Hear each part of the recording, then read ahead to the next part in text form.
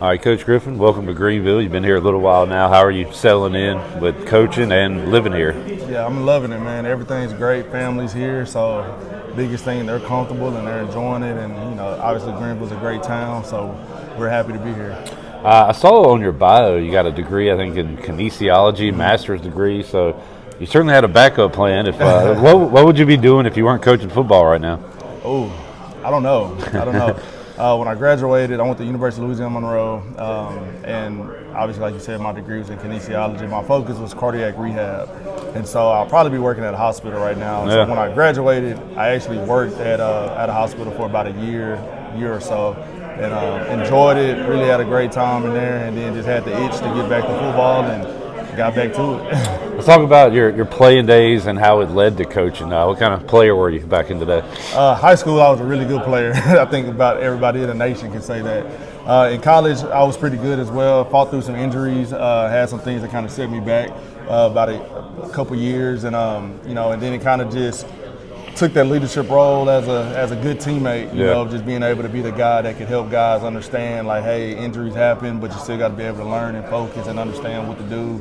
And my teammates, they just really kept pushing me to continue to be with the team. And with that being said, it kind of pushed me to coaching just because I kind of found out that I had a way with people, had a way with words, and was able to lead from a distance. Even if I wasn't the guy making the catch on third down, I was still out there being able to help those guys, be successful. That's awesome. Well, let's talk about the guys you're working with right now. It sounds like Michael Allen's been it sounds like some guys have been banged up in the backfield, unfortunately.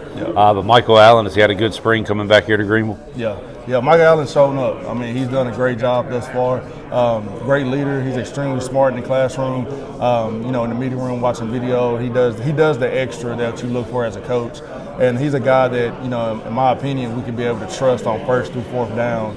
And obviously, with him being a local kid, being from here in Greenville, it means a lot to him. And we're super excited to have him here, have his family around at practice, and just to see him, finish out his college career here is huge. And man, we're super excited and thankful that he's here. A couple of returners mixed in with the new guys. How's the running back room kind of meshing together right now? Yeah, man.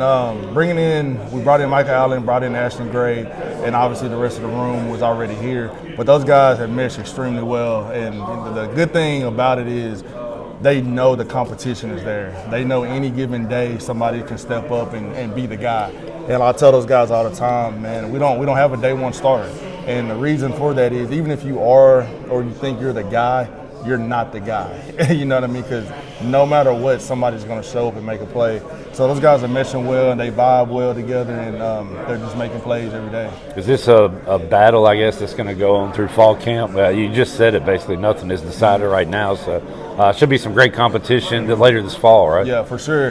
The battle is going to go from day one of spring ball all the way through the bowl game.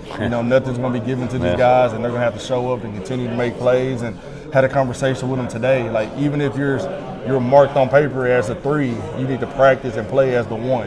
If you're the number 1 on paper, you need to play the 1 every day, because if you don't, any given time you're out, and it's not a threat. It's just one of those things that people just have to show up. You have to be consistent, and you have to make those plays when your number's called.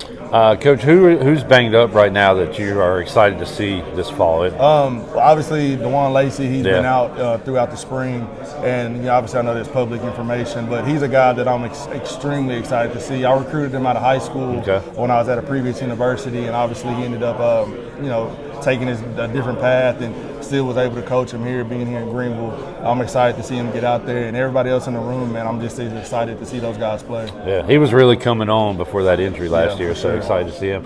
Coach, spring game coming up, what do you want to see from your backs this Saturday? I just want to see them have fun. I know a lot of people are going to say they want to, touchdowns and, big plays.